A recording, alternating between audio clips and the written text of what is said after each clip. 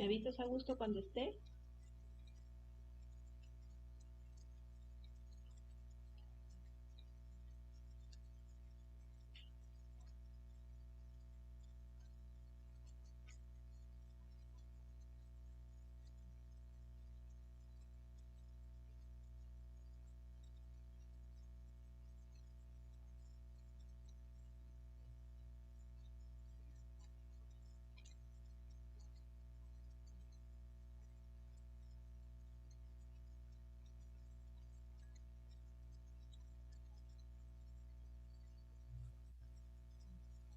Estamos.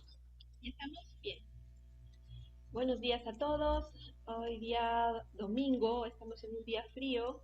Estamos en transmisión junto con Yara Luzardi, que está en Italia también. Ella nos dice que también está frío por allí. Hay muerta de frío aquí.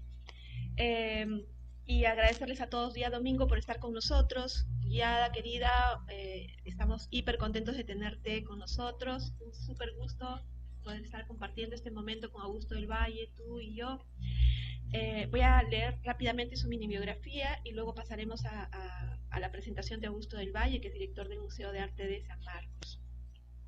Yada Luzardi es docente, investigadora, historiadora del arte y curadora, coordinadora de la carrera de Artes Visuales de la Pontificia Universidad Católica del Ecuador, máster en Historia de Arte Medieval, Moderno y Contemporáneo de la Universidad de Parma, Italia, en el 2012. Es autora de varios artículos sobre arte moderno y contemporáneo y prácticas de archivo. Ha curado exposiciones de arte contemporáneo en el Ecuador y en el extranjero. Es cofundadora y directora del Laboratorio de Investigación sobre Fondos Documentales del Proyecto de Arquitectura, Diseño y Artes del Ecuador en el siglo XX, LIPADA. Sus intereses de investigación se orientan a la historia del arte moderno y contemporáneo, la crítica del arte, las prácticas archivistas, museológicas, galerísticas, expositivas y a las relaciones entre arte, diseño y arquitectura. Justamente con ella vamos a conversar esta mañana sobre todo lo que tiene que ver con prácticas archivísticas y un tema que a todos nos interesa, que es la educación, sobre todo en estos tiempos pandémicos en que toda la educación ha tomado un giro así de 360 grados. Así que, ya querida, realmente hiper contento de estar contigo. Y bueno, si las distancias no hacen que nos podamos ver más seguido, pues por lo menos nos podemos ver vía online. Así que bienvenida. Paso a Augusto del Valle. Hola, buenos días a todos los oyentes o escuchas, los que escuchan esta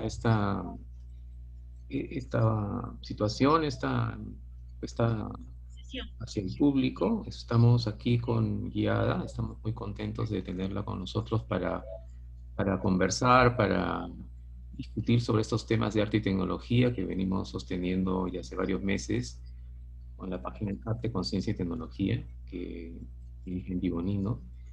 Y bueno, el público del museo está acostumbrado ya a estos domingos. Tenemos en el museo, por si acaso, para el público que entre por primera vez, arte contemporáneo, arte moderno, pero también tenemos arte tradicional peruano, arte campesino, ¿no? Es un museo universitario único en el país, con muchas piezas en colecciones diversas, como digo, y bueno, será ocasión siempre de conectar los aspectos del arte contemporáneo, incluso asociado a las nuevas tecnologías, o esos aspectos, con los aspectos de estéticas locales que siempre nos interesan. Entonces los voy a dejar a todo el público y acá estamos también para conversar con ya. Bienvenida. Gracias, Angie y Augusto, por la invitación. Es un placer estar aquí como compartiendo este cafecito de domingo por la mañana, que yo digo es un café de tarde, porque aquí son las 5 de la tarde. Y pues sí soy académica, vengo de la academia, pero les comentaba a Angie y Augusto que en realidad yo un poco tomé la apuesta del cafecito para hacer algo muy informal, también desestructurado casi, eh, casi diría. Eh, enfocado pues un poco en el momento, ¿no? Entonces, que es un momento de incertidumbre, de dudas, de cuestionamientos, entonces llego un poco con este aire, ¿no? Con esta atmósfera. Entonces le he dado un título a esta presentación y sí me voy a apoyar en una presentación PowerPoint, pero un poco la idea es que esta presentación dé una serie de estímulos para discusiones, ¿no? Entonces, que cada uno de los que estén en este momento escuchando, pues puedan tomar lo que les interese, después preguntar y articular y podamos seguir en esta línea, ¿no? No hay problema en ese sentido, pues, en desestructurar aún más ya lo desestructurado que es esta presentación. Entonces, el título que he dado a esta presentación es Cruces entre Archivo, Universidad y Artes Visuales, porque pensando en cómo organizar la presentación del día de hoy, pues me puse a pensar en lo que he hecho, ¿no?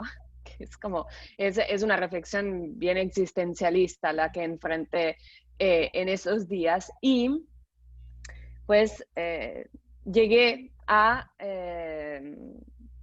pensar en este cuadro de Gauguin, que seguramente la mayoría de los que están viendo conocen, que es un cuadro de Gauguin del 1897, el último que pintó y que para mí refleja muy bien este estado, ¿no? En el cual yo me encuentro y en el cual siento que en parte se encuentra la humanidad entera, ¿no? De preguntarnos de dónde venimos, quiénes somos y a dónde vamos.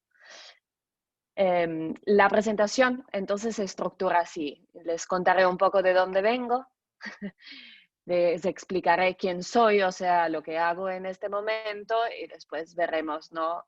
Estas preguntas y estas dudas que abren a futuros proyectos de investigación y a futuras transformaciones que posiblemente se darán en un futuro próximo.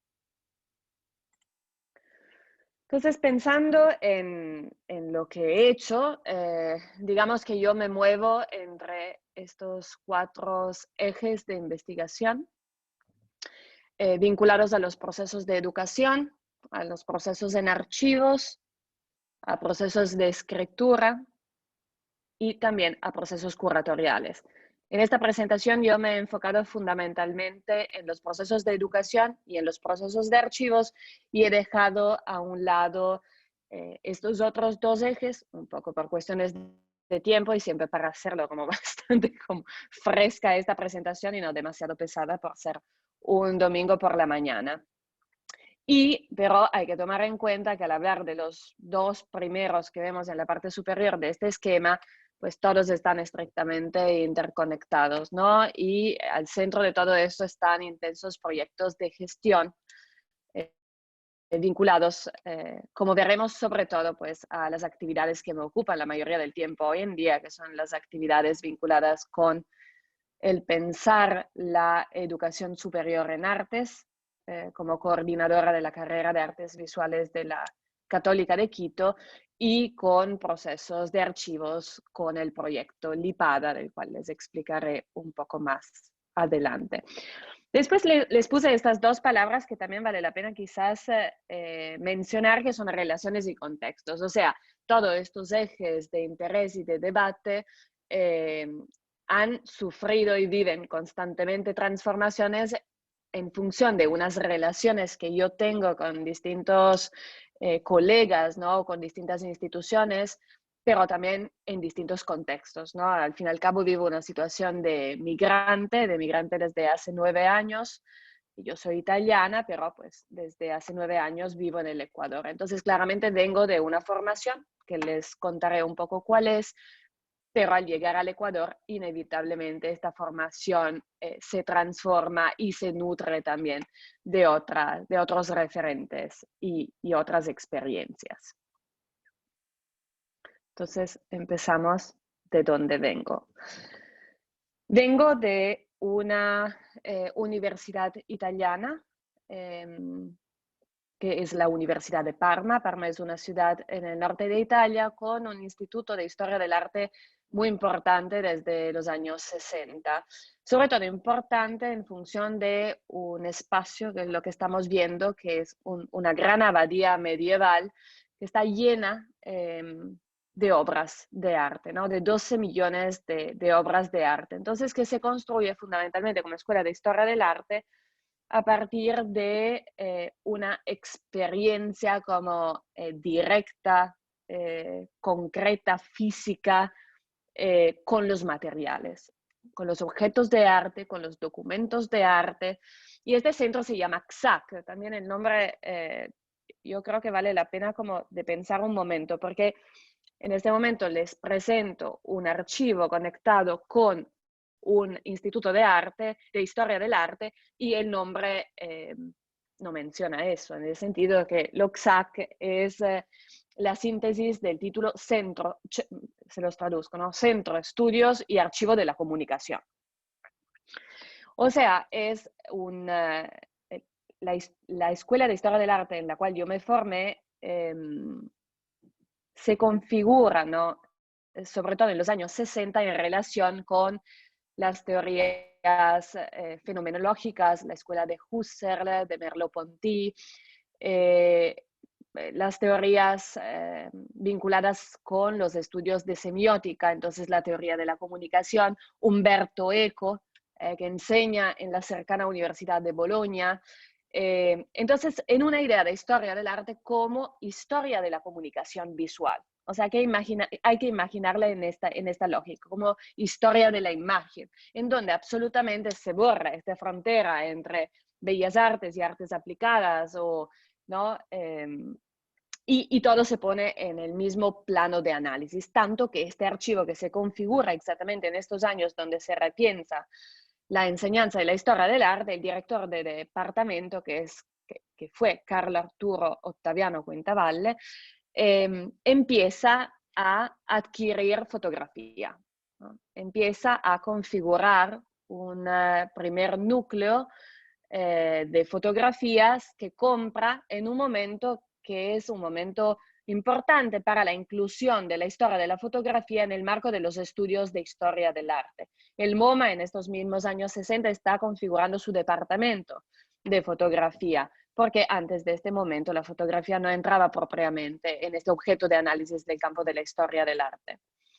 Entonces, un centro que nace como un centro vinculado a los archivos de fotografía, un centro que no tiene funciones expositivas en un inicio, en el sentido que nace como archivo con fines de investigación, y que pero estará siempre conectado muy intensamente con un programa expositivo. Esto sí, ¿no? Pero como dos cosas conectadas, pero que no coinciden, no es un museo.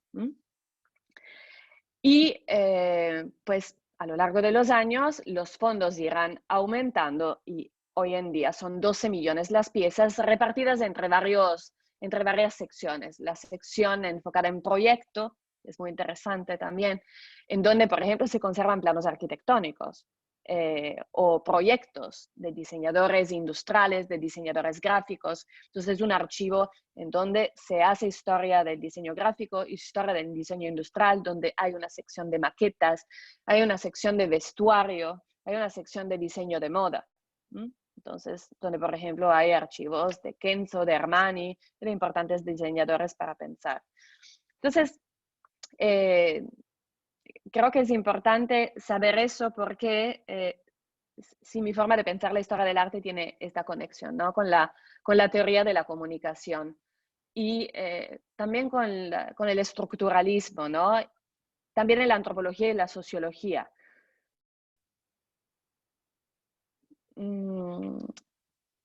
Entonces, en esta escuela de historia del arte, yo construyo la mayoría de mis investigaciones a partir de nuevo de archivos. Y otro archivo que me parece importante mencionar es este archivo, que es el archivo bioiconográfico del Museo de Arte Moderno y Contemporáneo de Roma, que es lo que vemos en la imagen a mano derecha, que fue dirigido por más de 30 años por esta mujer que ven por otro lado al lado izquierdo, llamada Palma Bucarelli. Yo hice el proyecto de tesis con el director del archivo que vimos anteriormente y fue él que me dijo como de una forma bastante autoritaria, como es la Academia Italiana, y es algo que por otro lado yo cuestiono profundamente, ¿no? Y intento romper en mi práctica docente, pero en esta visión bastante autoritaria de la Academia Italiana, pues a mí me asignaron el tema de tesis y yo debía investigar a esta mujer. Y me sorprendió en el año 2007 ver que no había ninguna investigación, o muy pocas, escasas, no seamos tan como, sobre esta mujer que por otro lado, ¿no? había hecho tanto para esta galería, incluyendo, ¿no? salvar de las bombas de la Segunda Guerra Mundial las colecciones del museo, ¿no? Y que había configurado en este año 1945 este archivo que tenía una estructura bien interesante. Y también una conservación de materiales que en el 45 absolutamente no se consideraban como dignos de conservación, ¿no? O sea, con valor patrimonial en este sentido, que eran los recortes de la prensa organizados por temas o por personajes en sobres, y otra sección dedicada a lo iconográfico, que por otro lado era el conservar los afiches, las postales, los folletos, ¿no?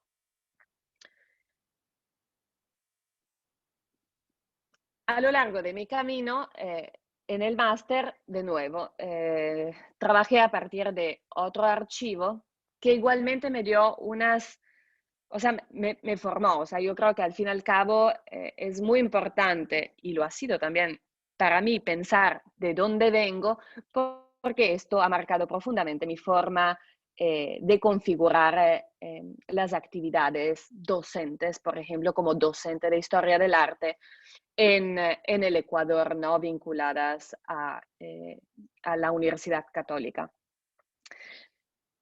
En mi máster me enfoqué mucho más en el arte contemporáneo y decidí explorar un tema que para mí no había sido suficientemente explorado en los estudios del máster, que era el performance art. Y decidí trabajar en un archivo fundamentalmente de video, que se conserva como una sección de este centro que se encuentra en Milán, que se llama Documentation Center for Visual Arts, que es manejado por dos asociaciones que son Kerov y Biaffarini, en donde existía una categoría en el archivo de video llamada performance, ¿no? Que pero era bastante, como decir, construida espontáneamente, ¿no? Según quien catalogaba y definía lo que estaba viendo en el video como performance.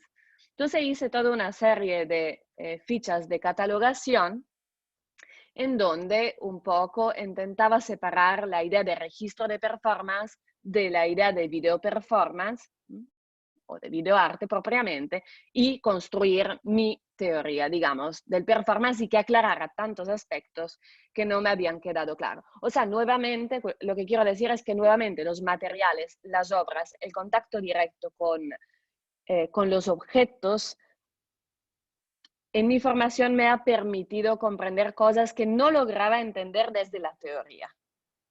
Es algo que me caracteriza propiamente. O sea, un cierto conflicto a ver las cosas desde la teoría para llegar, ¿no? al objeto. Yo procedo desde el objeto, desde lo micro, y desde una cierta estructura.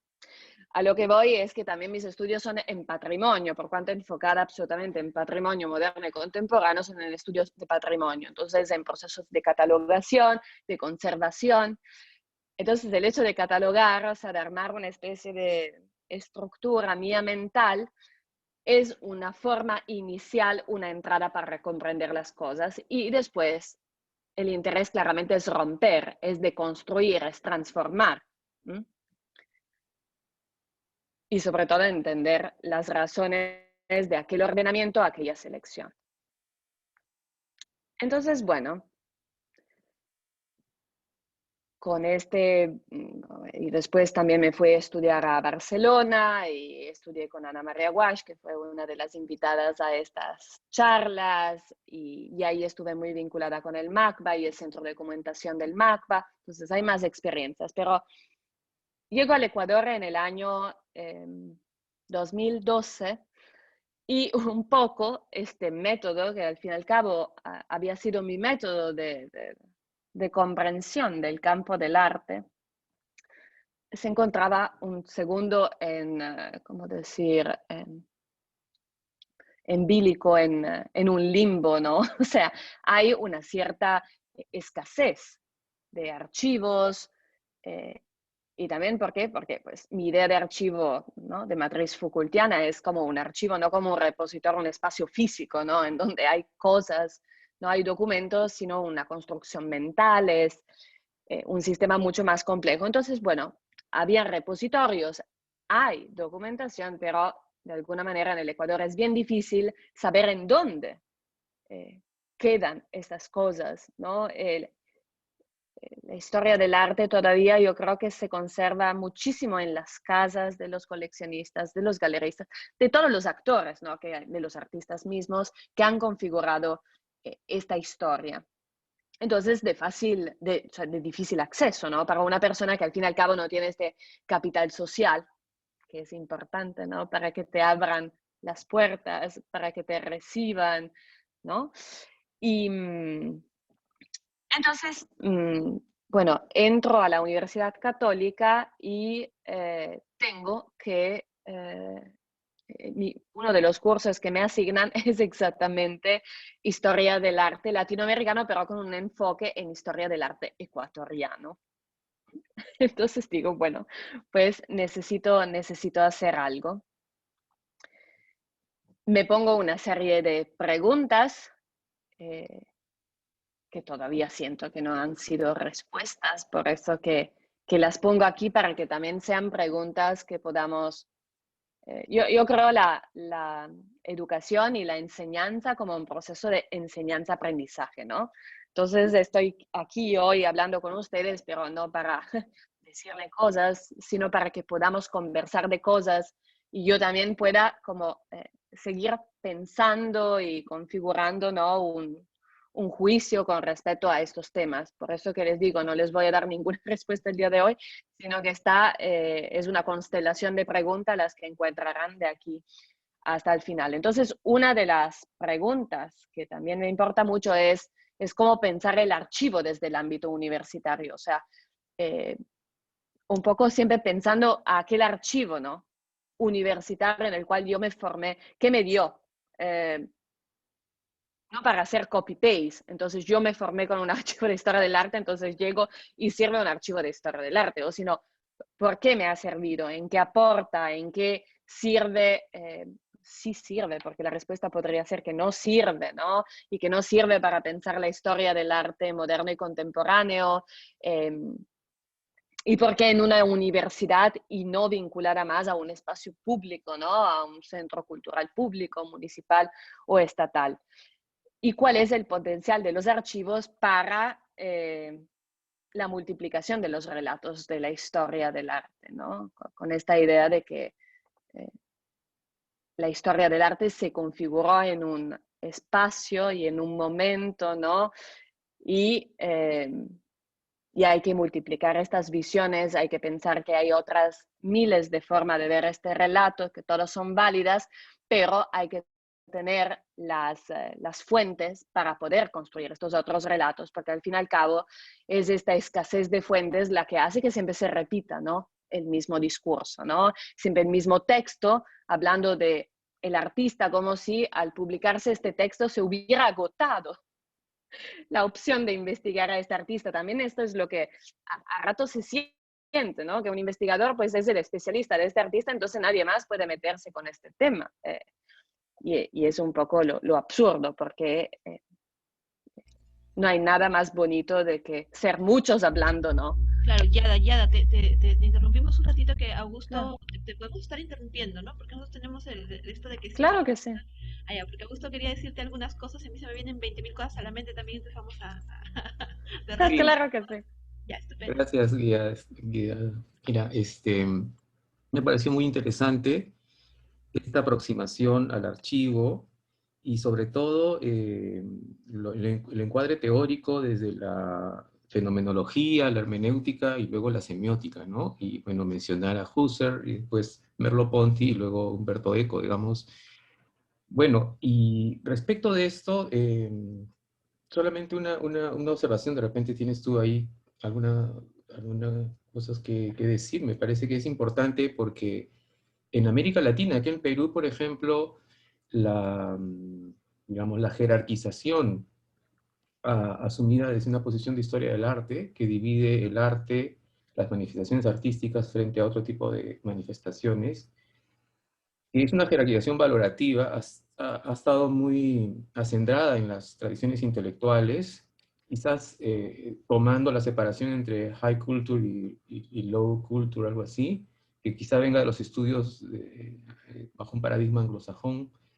¿No? En Inglaterra hay una historia larga desde el siglo XIX o antes, ¿no? Desde Hume, digamos, incluso, ¿no? De este texto famoso sobre el gusto, las reglas del gusto, ¿no? Pasando por Grimberg, en el caso norteamericano, con Vanguard y Kitsch, por ejemplo, ¿no? Etcétera. Entonces creo que la aproximación donde de pronto hay imagen, y la imagen puede ser de diseño, puede ser de modas, puede ser de pintura, de arte, digamos, pero de otras cosas más, como que de pronto esa jerarquización se desaparece por un momento. Esa es la primera pregunta que tengo respecto a cómo has visto todo eso en América Latina o en Ecuador puntualmente. Y, y bueno, y la segunda es esta especie de, dirá pues metodología, herramienta fenomenológica de poner entre paréntesis para asumir el objeto concreto, ¿no? Y desde el objeto concreto ir reconstruyendo o postulando algún orden, ¿no?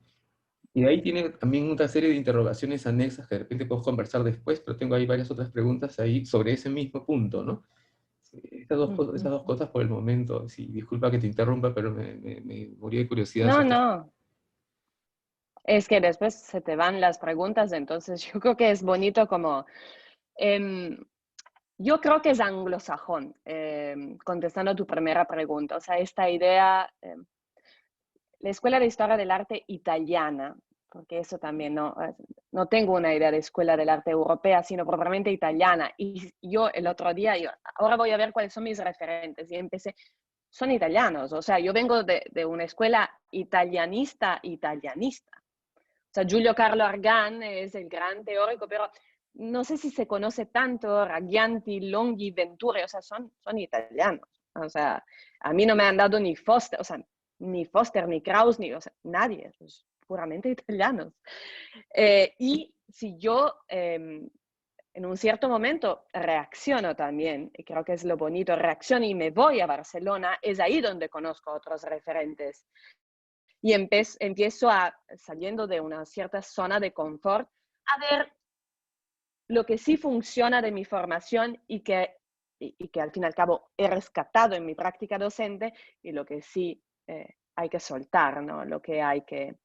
Al llegar al Ecuador, lo que siento es de nuevo un poco lo que tú dices, ¿no?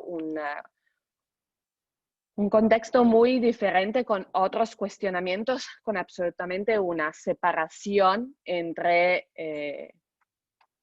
las bellas artes y el mundo de las artes populares, otros procesos, otros cuestionamientos, otras fechas, ¿no? Que destacan como momentos emblemáticos de giro, ¿no? Por ejemplo, de transformación entre una etapa más moderna, una etapa más contemporánea, que en el Ecuador, por ejemplo, es marcada por la década de los 90, donde después hay un feriado bancario, o sea, una situación económica que da nuevamente un giro absoluto con el cierre de todas las galerías.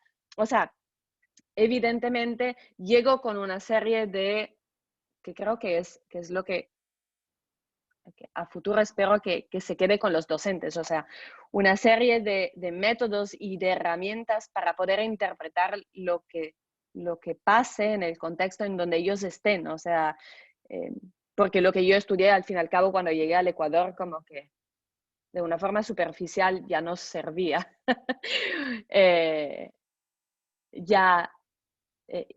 Y empieza a hibridarse, ¿no? Mi formación, y empiezo a entrar en contacto absolutamente con los estudios culturales, los estudios visuales, muchísima fuerza de las ciencias sociales, con estudios siempre vinculados con las humanidades y la filosofía, ¿no?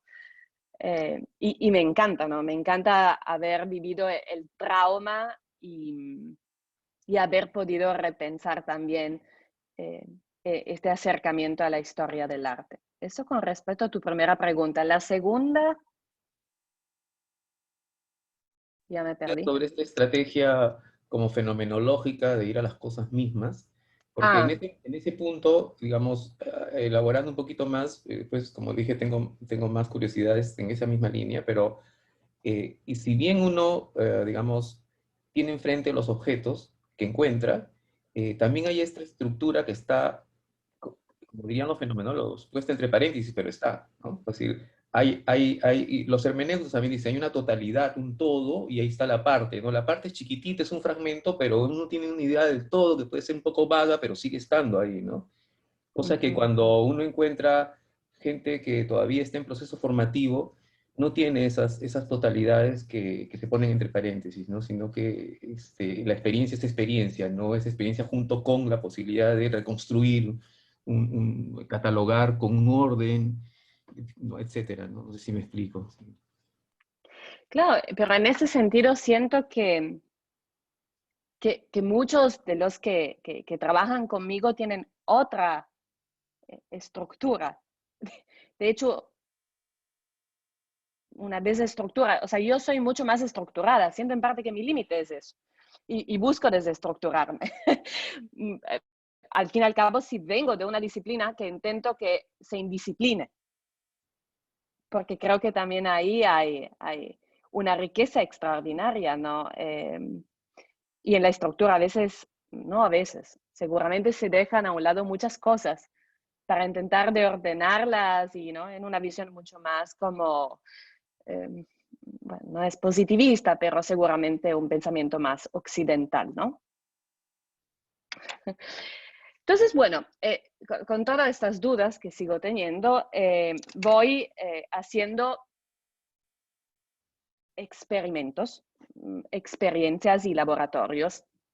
Uno de los primeros es una escuela de verano, que es la que pueden ver ahora en diapositiva. Es una escuela de verano donde con los estudiantes de la Facultad de Arquitectura, Diseño y Artes de la PUSE,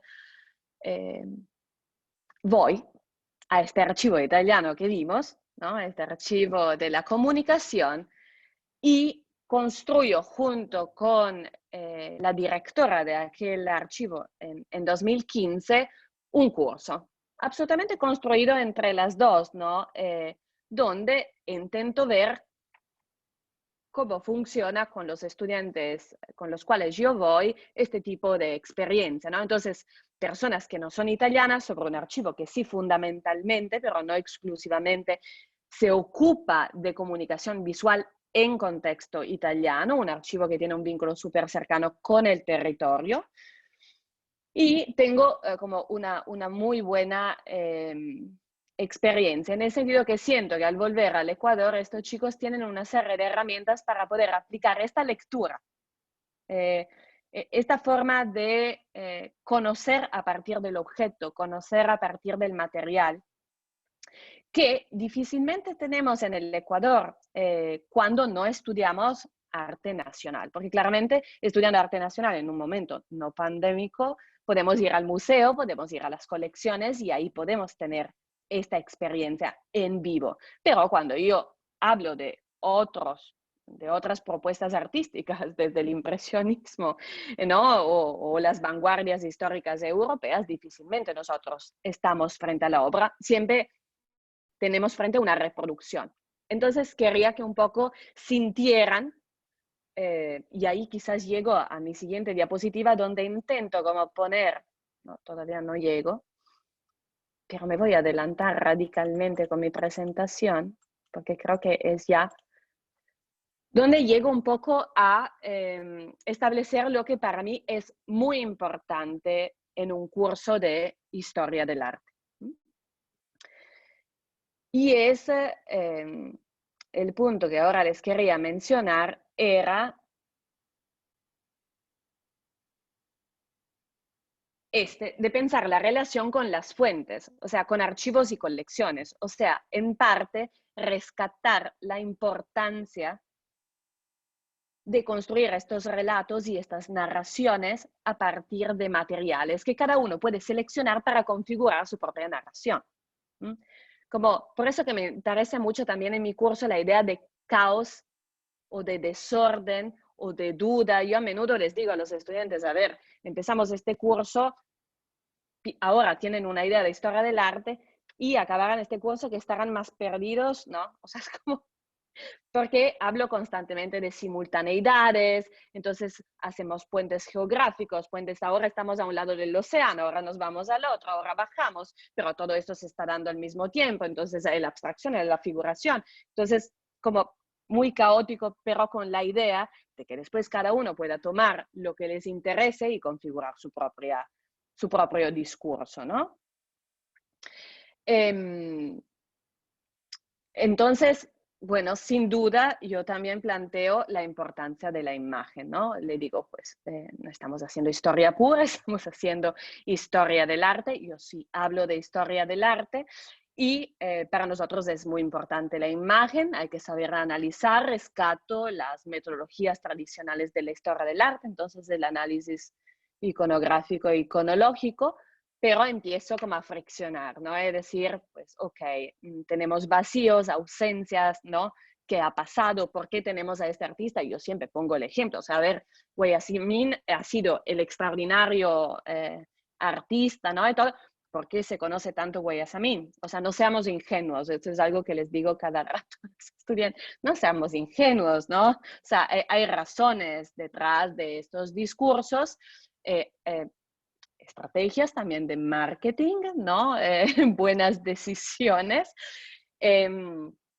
Y eso nos lleva a pensar en la idea de historia del arte como escritura, o sea, como discurso que se ubica en un lugar, en un momento, y que hay que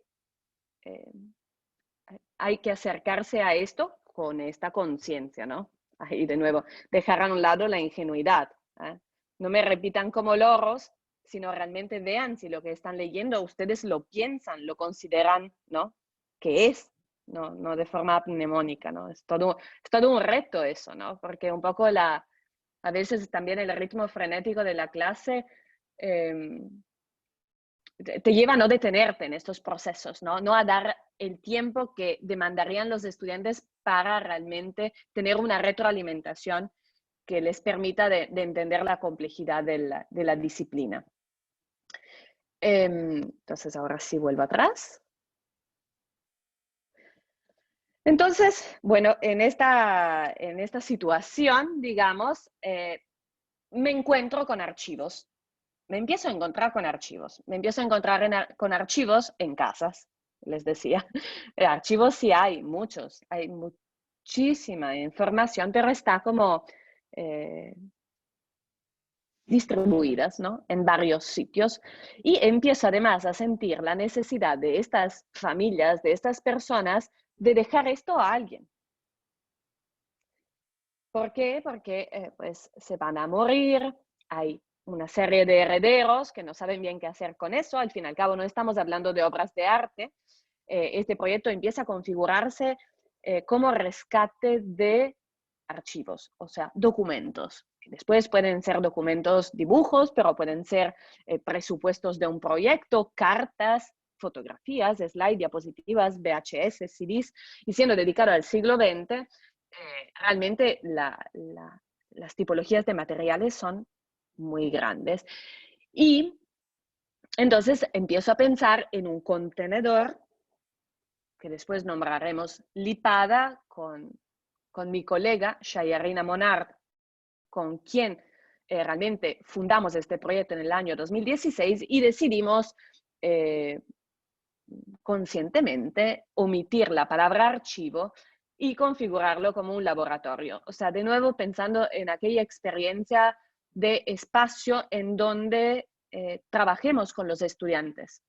Trabajemos con los estudiantes de una forma experimental para también configurar aquellas cátedras de arte moderno y contemporáneo en el Ecuador, como tenemos actualmente, ¿no? En la carrera de artes visuales, que nos interesó mucho tener, pero que al fin y al cabo es difícil de estructurar porque hay escasez de bibliografía. Entonces, ahí de nuevo los conflictos, ¿no? Entonces, entre querer y después poder. Ese es el eterno conflicto en el cual vivimos. Nada, y tenemos constante como, digamos, confirmaciones de que estábamos por buen camino, porque empiezan a buscarnos para donarnos archivos. Empiezan a buscarnos. Nosotros desde un inicio queremos que esto sea interdisciplinar, también porque pensando como expertas en siglo XX, que no haya esta separación que vivimos hoy en día entre, ¿no? Pues que a mí a veces un poco me deja, los diseñadores estudian historia del diseño, pero no historia del arte, ¿no? Los arquitectos historia de la arquitectura, pero es como si estos mundos fueran, no, absolutamente no. Entonces, nada, decimos de nuevo, todo en el mismo plano, no hay separación. Y empezamos a rescatar fondos extraordinarios. Yo aquí no me puedo detener en hablar de algunos fondos, pero por ejemplo empiezan a sumarse los fondos de las galerías, estas galerías que les decía que cerraron en 2001, o sea, justo en los años después del feriado bancario que fue en el 99, las que duraron más, que fue la galería de Madeleine Hollander, cerró en 2002, que fue una galería que funcionó en Guayaquil entre 1977 y 2002, y qué interesante tener esta galería que actúa en un contexto como lo de Guayaquil, muy distinto del otro fondo que tenemos de la galería, igual fundada en 1977, en Quito, y que durará hasta el 2001. O sea, absolutamente una simultaneidad no cronológica y de prácticas galerísticas, pero en dos ciudades que no sé si algunos de ustedes han viajado recientemente al Ecuador, son muy distintas. En paisajes, en vida, en cultura y en personas, ¿no? Y de arquitectos también. Quien se ocupa de los fondos de arquitectura es mi colega, que es historiadora de la arquitectura, especializada en historia de la arquitectura moderna, que es la máxima estudiosa en el país de un arquitecto checo que llega, por ejemplo, al Ecuador en 1939, que es Carl Cohn, que es como el pionero de la arquitectura moderna en el Ecuador y que construirá importantes edificios, por ejemplo, el actual sede de la Biblioteca de la Universidad de las Artes en Guayaquil es un edificio de Carl Cohn, que fue un banco, ¿no? El banco de descuento. Carl Cohn, que pero llega al Ecuador con un bagaje que es bien bauhausiano, bien desde la teoría, ¿no? De Adolf Loos, y que entonces es un artista, ¿no? O sea, en esta lógica del arquitecto que pero es también diseñador y es también artista. Entonces llega haciendo una serie de acuarelas desde su barco órbita, llega a Guayaquil, lo primero que hace pues es exponer sus acuarelas. Entonces conoce al director de la Escuela de Bellas Artes de Quito, que es Pedro León, y Pedro León le dice, bueno, ¿por qué no vienes a Quito a ser profesor, ¿no? de dibujo arquitectónico, pero en la Escuela de Bellas Artes? Y que después expondrá como arquitecto en la galería de Betty Bapestein. Otro fondo que tenemos, entonces tenemos Carl Cohn, pero tenemos Carl Cohn también en el fondo de la galería. Y así, hay miles de cruces. Eso me parece algo bien interesante para romper lo que les decía al principio, ¿no? Algo que siento que sigue existiendo, que es esta separación entre bellas artes, artes aplicadas, pero también entre campo de la arquitectura, campo del diseño, ¿no? Del diseño gráfico, del diseño de productos. También en mi mismo contexto cercano, que es que por suerte, si estamos bajo el mismo techo, ¿no? Que es la Facultad de Arquitectura, Diseño y Artes. Pero donde tenemos hasta pisos separados, o sea, artes está en el quinto, diseño está en el cuarto, y en el tercero, en el primero, segunda, arquitectura, como a decir, pues cada uno tiene su espacio de intervención, cuando no es así. En parte, siento que la pandemia romperá eso, o sea, nos hará volver, no, pero eso es pura especulación ya, al nivel de especulación, pero creo que volveremos a una idea de estudios en artes mucho más amplio, ¿no? Pues con después la posibilidad de escoger caminos distintos, pero no de la hiperprofesionalización. Como ingeniero, como, como especialista, no, sino mucho más macro, para también una comprensión que sea, porque el tema de estudiar algo demasiado específico es que después no logras ver el nivel macro en el cual tú insertar esta práctica. Bueno, para no perderme demasiado, Lipada desde un inicio piensa en la accesibilidad. Entonces se configura como un espacio físico, porque nosotros rescatamos los fondos en físico, pero también como un repositorio web, que estamos constantemente alimentando. Pues nos falta personal, nos falta presupuesto, es la historia de siempre, aún más ahora en pandemia, donde nos congelaron los fondos de investigación, pero en eso estamos. Y para los que quieran, ustedes pueden digitar simplemente puse DSpace Lipada y les sale entre los primeros, creo que el primer ítem que les sale es lo del repositorio.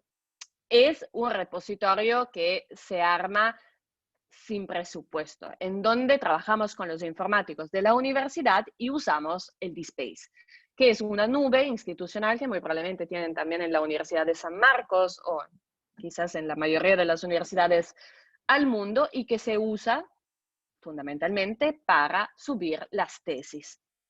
Es el espacio en donde hay acceso público a las tesis. Pero en realidad, nosotros vimos que ahí se podían, por ejemplo, conservar con la idea de huir a los Exceles o de huir a los discos duros que habíamos experimentado, que era la forma de conservar la digitalización en la mayoría de los archivos. Porque antes de configurar este proyecto con mi colega, vimos todos los archivos que había en el país. Como de nuevo, de forma sistemática y medio como obsesiva, todos.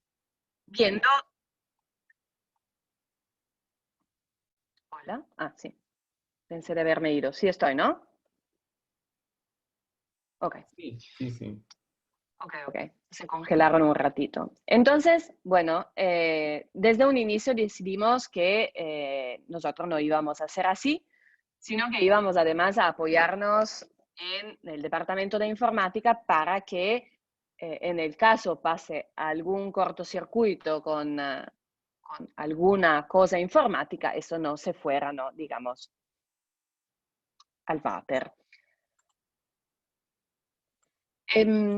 Aquí creo que no me voy a detener, pero un poco para explicarles la accesibilidad a este repositorio, que no es una página web, entonces no es tan claro en su visualización web, usa una estructura, una ficha de catalogación que hemos configurado junto con un equipo de investigación, también de investigadores italianos, que yo logro traer con los fondos de investigación. Por ejemplo, trabajamos con una investigadora llamada Marta Sironi, que es una especialista en historia del diseño gráfico y de la editorial italiana, que ha trabajado 12 años en un famoso centro de documentación de la Universidad de Milán, que se llama Centro Apice, y configuramos una ficha que pueda servir para catalogar todos los materiales, porque los informáticos de la universidad nos dicen que podemos aplicar solo una ficha. O sea que el DSpace no nos da para que podamos aplicar distintas tipologías de fichas de catalogación en base a el material. Entonces, bueno, hay una serie de negociaciones que no son lo ideal, sino que lo vuelven real en base a las condiciones.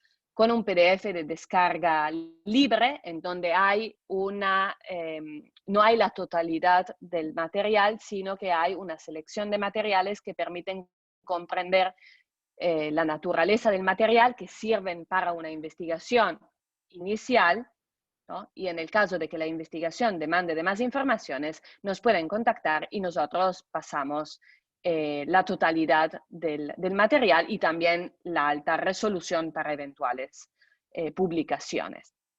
En todo eso estamos en proceso. El fondo de la Madeleine Hollander de la Galería está totalmente catalogado y totalmente digitalizado. Entonces les invito a consultarlo. El fondo de la Galería es muy, muy extenso, entonces estamos con un 50% más o menos avanzados y los fondos de arquitectura están todos catalogados, pero no está subida todavía la digitalización. Yo creo que de todos modos el hecho de que logremos saber que ahí hay algo ya es un avance, en el sentido que a mí me habría encantado tener un lugar que me diga pues que ahí hay algo, porque me ahorra tiempo al ir en todos los archivos a ver si hay lo que estoy buscando. Entonces, bueno, poco a poco. Ese es un ejemplo de PDF, pues también de donde nos inspiramos, ¿no? Hacemos una serie de investigaciones y, como siempre, tomamos, pero debido a que esta mañana no vamos a ser académicos, no les voy a hablar de fuentes. Lipada en números, ¿no? Para que ya vean como la cantidad de materiales que en un tiempo relativamente corto, que son 5 años este año, han llegado al fondo. Yo coordino una carrera de artes visuales, la facultad forma diseñadores, forma arquitectos, no forma historiadores, ni historiadores del arte. Entonces a mí me interesa también muchísimo ver el archivo como un espacio en donde puedan trabajar los estudiantes de arte y pensar proyectos artísticos a partir de los materiales de archivo. Aquí, por ejemplo, vemos un proyecto que no es trabajado con un estudiante, sino con un bravísimo fotógrafo de Guayaquil, que es Ricardo Borges, que fotografía y hace un proyecto fotográfico sobre la arquitectura que les mencionaba, que es la biblioteca de la Universidad de las Artes, el ex banco de descuento, del cual nosotros en el archivo conservamos estos maravillosos bocetos, ¿no? En el caso de los archivos de arquitectura, también los de artes, ¿no? Pero en el caso de arquitectura es extraordinario poder imaginar una Quito que no se construyó, porque miles de proyectos se quedan en el papel, miles, y se quedan en el papel no porque sean feos, ¿no? Pero porque hay cuestiones políticas, económicas, hay muchos factores que hacen que a veces, no sé, cambios políticos. Y Ricardo hace una extraordinaria interpretación sobre los aspectos de luz que el arquitecto siempre toma en cuenta a la hora de construir sus edificios, ¿no? Con una delicadeza, ¿no? Que yo creo que también emerge de la única fotografía que les puse del proyecto que esperamos publicar en breve aquí a mano derecha. También la fachada del actual banco de descuento, o sea, de la Biblioteca de la UARTES, no es esta. O sea, Carcon piensa varias fachadas. Es muy bonito, es muy bonito. Y además nosotros podemos ir con los estudiantes en la materia de dibujo y percepción espacial y poder mostrar, ¿no?, esta extraordinaria capacidad de bocetaje, ¿no?, que tenían los arquitectos formados en Europa, como en su caso en la República Checa, que era Checoslovaquia a principios del siglo XX. Entonces me gusta pensar en mi curso de Historia del Arte, ¿no?, como en este archipiélago, ¿no? En este archipiélago donde hay islas, historias, y se pueden tomar algunas y crear un relato, tomar otras. Entonces también hago así, ¿no? Mi curso va cambiando bien desde de un año al otro.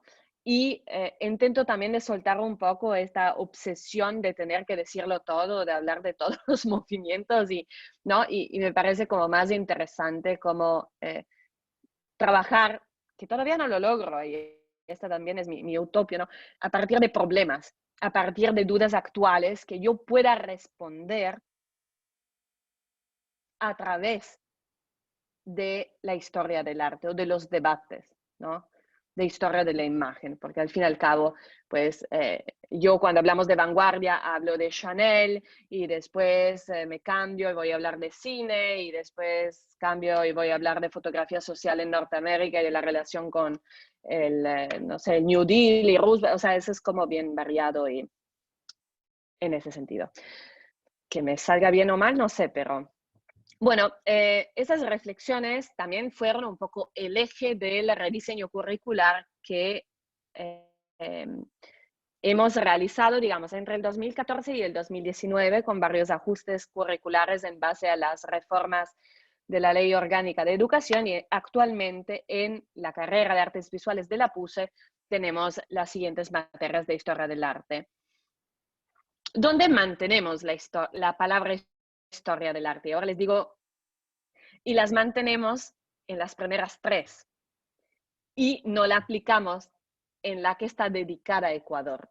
Y todos estamos de acuerdo en que Ecuador debía tener un espacio privilegiado. O sea, era impensable que un artista que se forme en el Ecuador no conozca muy bien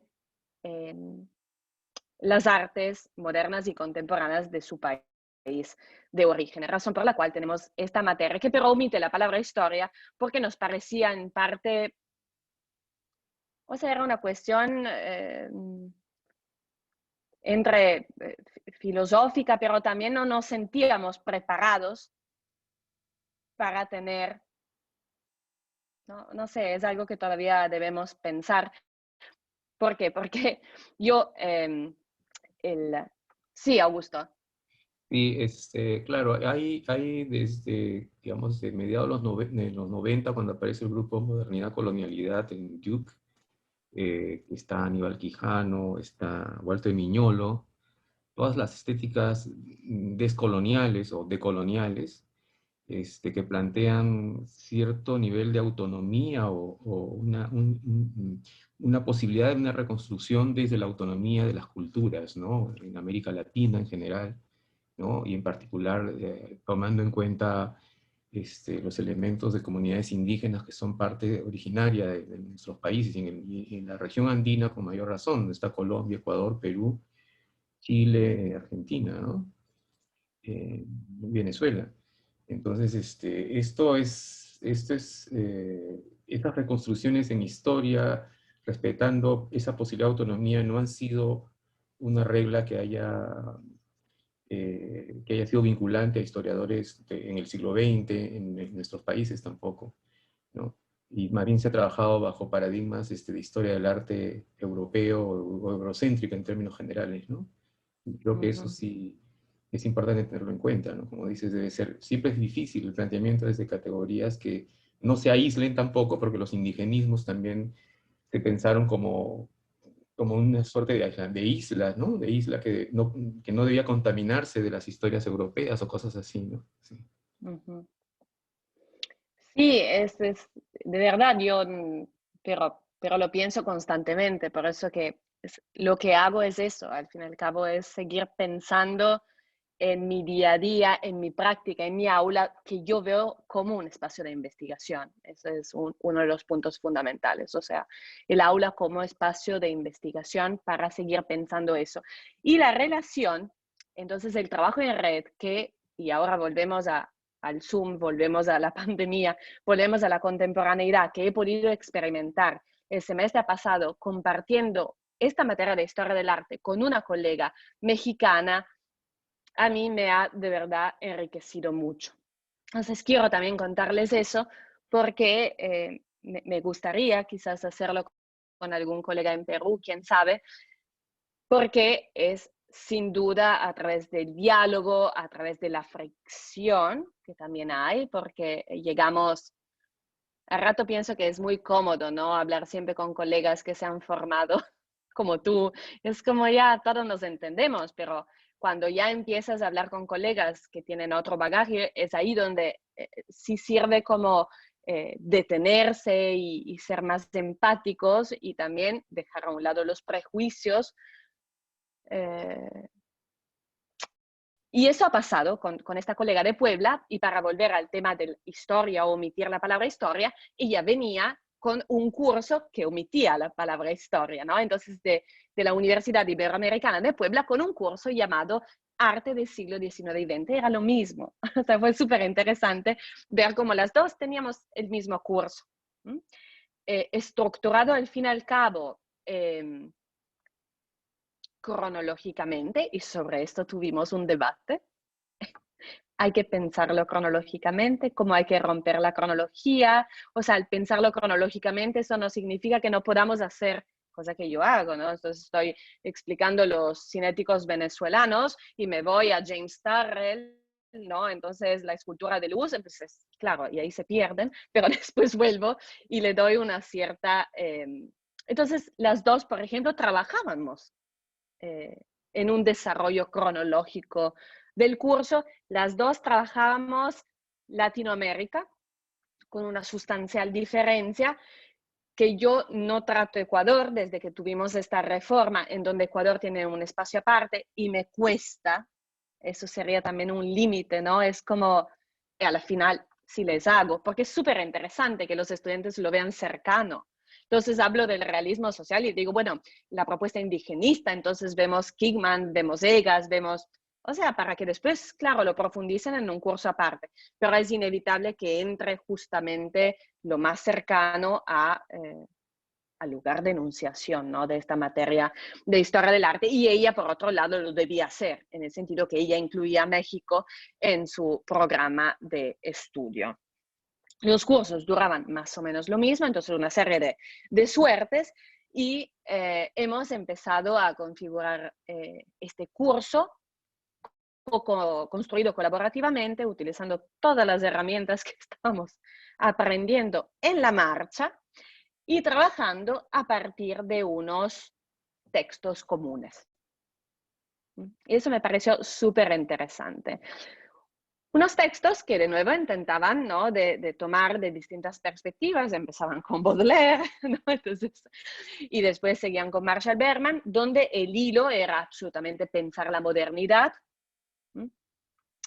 y que pero terminaban, no sé si ustedes ven, por ejemplo, con Brea, ¿no? Entonces acabábamos 2 cursos de historia del arte cuestionando la misma historia del arte, o sea, tomando un discurso desde los estudios visuales, un texto que propiamente cuestiona la idea de historia del arte, y de nuevo poniendo a los estudiantes frente a una pregunta, frente a una serie de dudas que cada uno después podía responder, ¿no?, según sus criterios, ¿no? Intentando de no cerrar el discurso, sino abrirlo a una interpretación personal.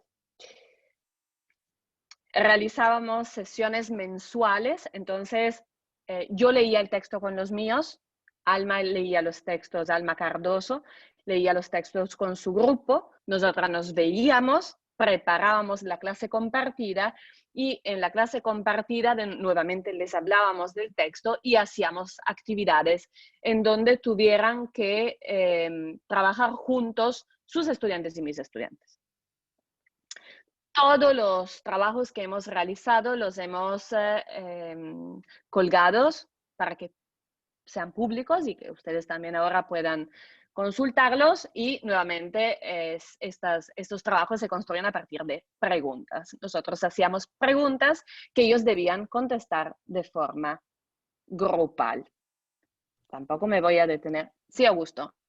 Sí, en México, por ejemplo, desde el UNAM hay una tradición muy fuerte desde Justino Fernández, por ejemplo, del Instituto de Investigaciones Estéticas a mediados de los 40, y en términos intelectuales toda la gente que sale de España, de la guerra civil en los mediados de los 30, que va a la Universidad Mexicana, ¿no? Y que posteriormente empiezan a formarse en la búsqueda de lo mexicano, ¿no?, de los estudios desde la fenomenología incluso, ¿no?, de la diversidad, no sé, del ocio casi, ¿no? Es casi una cosa así como el modo de ser mexicano.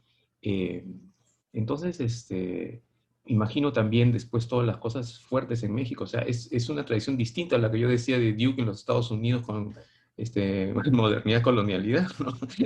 Claro. Entonces, claro, yo creo que también eso ha ocurrido en distintos países de América Latina, que se han formado tradiciones no necesariamente todavía formalizadas en textos canónicos, ¿no? Sí. Es que es súper difícil, te digo, o sea, yo me tuve que sentar y pensar en cuáles habían sido cuál había sido mi formación, porque no te la explicitan, ¿no? Entonces, ¿cuáles son mis referentes? O sea, ¿desde dónde yo miro? ¿Cómo me he formado? Es un tema complejo, pero es súper interesante enfrentarlo, sobre todo cuando hablas con otra persona a la cual debes explicarle desde dónde miras las cosas. Pero me parece súper, súper interesante, y es una forma de relativizar, entonces de romper también con esta idea de la historia del arte, ¿no? Pues son 8 millones de historia del arte, de perspectivas que son las de la persona, con sus vivencias, con sus lecturas, con sus y que son legítimas en el sentido que son parte, pero que no deben quedarse como la, ¿no? Entonces, pues hay un tema también de poder muy complejo que no vamos a tratar. Entonces, pues esos debates que fueron enriquecedores para mí y para Alma, lo fueron igualmente para los estudiantes. Y yo solo les quería como poner 2 ejemplos concretos para que vean, por ejemplo, el resultado de unas preguntas que hicimos a los estudiantes a partir, si no me acuerdo mal, de una lectura súper difícil. A ver, ¿cuál era el ejemplo que les quería mostrar? Creo que lo tengo aquí. Aquí está. Es esta. El paddle, después les puedo pasar el enlace. Y los videos eran preguntas que surgían a partir del texto de Peter Burger, Teoría de la Vanguardia, que es un texto súper complejo. Entonces nosotros hacemos unas preguntas a los estudiantes y, por ejemplo, ahora les quería mostrar la respuesta a esta pregunta. ¿De qué forma las vanguardias surgidas a partir de la autocrítica dejan de ser autónomas después de institucionalizarse? O sea, a rato yo y Alma decíamos, Dios mío, pero quizás ni nosotras podemos, pero nos gustaba como ver cómo los estudiantes, a partir de algo extremadamente complejo, y a mí me sorprendieron muchísimo los resultados. Ya voy a dejar de compartir para compartir con audio el... miren, aquí está. Son brevísimos, ¿no? ¿De qué forma las vanguardias surgidas a partir de la autocrítica dejan de ser autónomas después de institucionalizarse? Consideramos que las vanguardias, a pesar de haberse construido en su inicio desde una postura autocrítica dentro de la artisticidad, no se volvieron autónomas, pues operaban de acuerdo a su contexto social, cultural y político.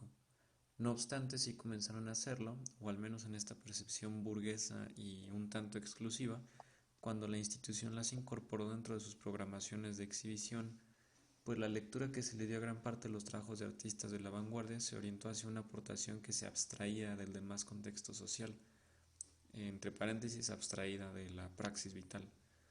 Ahora bien, si hablamos de la crítica dentro del sistema del arte, para el sistema del arte, claro que podemos abordar cierta autonomía, como en el expresionismo abstracto, que pretendía elaborar alrededor de la idea de la pintura por la pintura y esbozar distintas ideas alrededor de eso.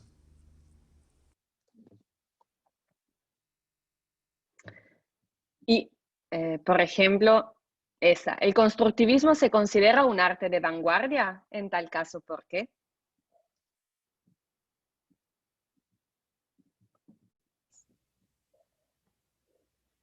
El constructivismo se considera un arte de vanguardia, en tal caso, ¿por qué?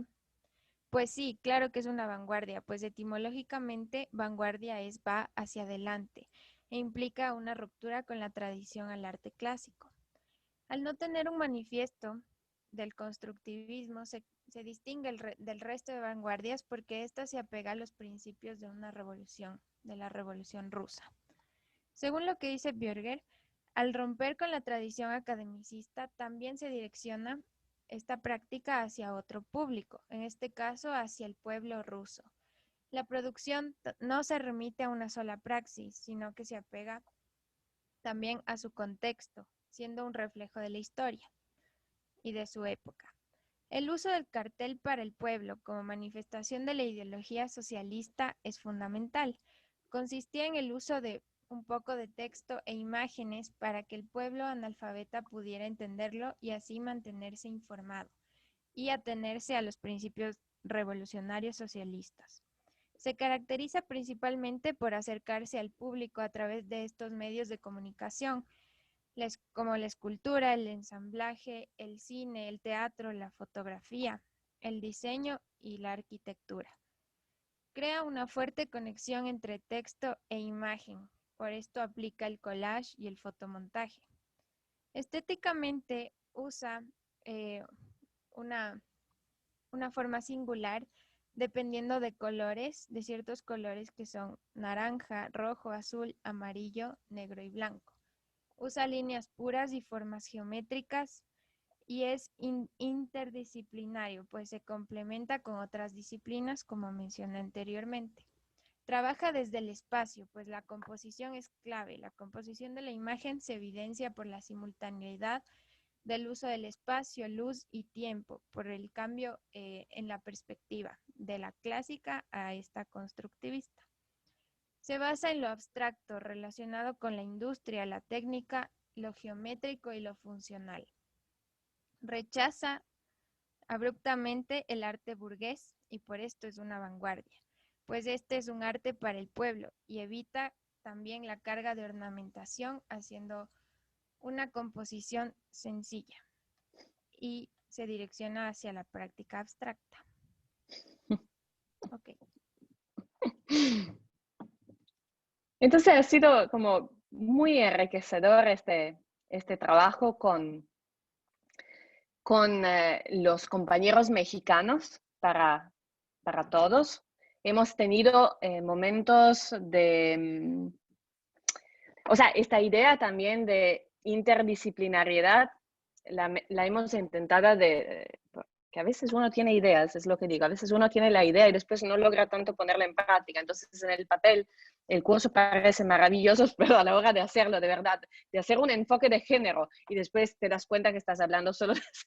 Entonces hay que ser coherentes. Entonces digo, una cosa es decir que tengo muchas ideas y el otro es lograrla, pero pues sí hay la voluntad. Entonces la idea de ser interdisciplinarios, por ejemplo, hemos invitado a un arquitecto, entonces hemos hecho 2 aulas abiertas. Aulas abiertas es un programa de invitados que tenemos en la carrera de artes visuales, entonces donde en tu cátedra invitas a un externo y esta clase es pública, entonces la transmitimos en Facebook Live de la carrera de artes visuales de la PUS. Y esta vez decidimos que una la iba a organizar yo y una la iba a organizar Alma. Uno debía ser un mexicano y el otro debía ser un ecuatoriano. Y ninguno de los dos tuviera que ser directamente de artes visuales. Entonces ella invitó a un arquitecto y yo invité a un literato. Entonces fue súper interesante también que los estudiantes lograran conectar esos debates, ¿no? con estas otras experiencias. Entonces invitamos a Rogelio Sánchez y Jorge Izquierdo. Después, como siempre hoy, como súper, pienso de hablar poco y hablo mucho, pero tuvimos hasta un encuentro organizado fundamentalmente por la Universidad Iberoamericana dedicada a las investigaciones estudiantiles. Entonces, con ponencia de los estudiantes y unas pequeñas ponencias introductorias de las profesoras que estaban ancladas con este proyecto, participamos nosotros también. Entonces fue otro momento en donde fue interesante porque se vieron las distintas escuelas, o sea, entonces como por ejemplo, mis estudiantes fue como interesantes, o sea, pero los mexicanos son súper políticos y todos trabajan la violencia y todos trabajan, claro, es como surgieron unos temas muy como importantes para los colegas mexicanos y que no eran, ¿no? Los que nosotros, por ejemplo, teníamos como no eran los nuestros, eran otras, los intereses, las reflexiones. Eso fue súper enriquecedor. Entonces, a la final configuramos hasta una página web en donde los estudiantes cargaron sus propios proyectos y estos dialogaban entre todos, ¿no? Entre los 2 grupos. Ahora sí, la última parte. Entonces, ¿a dónde voy? ¿A dónde vamos, ¿no? con todo este trabajo? Y para un poco seguir en las dudas, quiero ponerle esta metáfora, que es una metáfora que yo tomo del trabajo de una colega artista llamada Pilar Flores, que usa la metáfora del jardín para pensar el aula en la universidad. Y aquí les leo sus palabras. Para el artista, el jardín es un sistema vivo y como tal se nutre y crece en el intercambio. En un jardín, el hombre generalmente intenta domesticar la naturaleza, igual que el profesor en sus clases intenta canalizar los resultados de sus ejercicios. Pilar no concibe ni el jardín ni las clases como espacios de control, sino más bien de transformación, donde únicamente sus habitantes pueden establecer temporalmente un orden para posteriormente volver nuevamente al caos. Es un poco así como yo pienso el espacio del aula, o sea, un espacio de encuentro, un espacio de experimentación, un espacio de dudas, de preguntas, de caminos que constantemente vuelven a recuestionarse para volverse otros caminos y en donde sobre todo hay una relación completamente horizontal con los estudiantes y donde realmente crecemos juntos. Por eso que me parece súper potente la idea de pensar el aula como un jardín. Si lo descuidas, muere también. Y también de cuidado, ese es otro... Esa es una obra súper importante de Pilar Flores que se llama Bitácora de Color. Acabamos de lanzar un libro digital que recoge toda esta experiencia de Pilar con su cátedra de pintura y teoría del color, que es su forma de pensar en la metodología de enseñanza de la pintura y de la teoría del color en relación con su práctica docente, en donde ella declara que su clase es un espacio de investigación. Está absolutamente integrado en su producción artística. Ella se nutre del campo de la meditación y del campo de la pedagogía para formular sus procesos artísticos, que son los que vemos, que además son colaborativos en esta mesa ovalada que remite mucho al infinito, ¿no? Es como una cinta de Moebius transformada. Están obras de estudiantes y obras de Pilar. Y estas dos cosas van como pensando en la pintura y la teoría del color. Entonces, yo un poco, a partir de todo esto que les cuento, trabajo mucho a partir de mapas mentales, entonces empecé a pensar, ¿a dónde voy? Pues es ahí a donde quiero ir. O sea, para mí ahora, en este momento, con todo lo que nos ha pasado, mucho de lo que teníamos como certeza ya no lo es. El momento existencial de la pintura de Gauguin inicial la retoma al final. Es un momento para pensar la educación en artes hoy, a partir de estas experiencias, de estas vivencias, pero también de unas necesidades distintas que tendrán nuestros estudiantes al salir al campo laboral. Y por eso cierro con una lista de preguntas que espero que puedan ser como preguntas también de algunos de ustedes y que podamos debatir juntos y que os voy a leer. ¿Qué horizontes esperan a las artes visuales? ¿Cómo redefinir nuestro plan de estudio para preparar a nuestros estudiantes a la inserción en un nuevo y todavía incierto campo laboral? ¿Cómo colaborar con instituciones públicas en la configuración de nuevas políticas culturales para garantizar el fortalecimiento del campo artístico nacional? ¿Qué nuevas relaciones internacionales deben ser potenciadas para seguir mejorando nuestra calidad académica? ¿Qué nuevos programas de estudio vinculados a las artes visuales demanda nuestro entorno?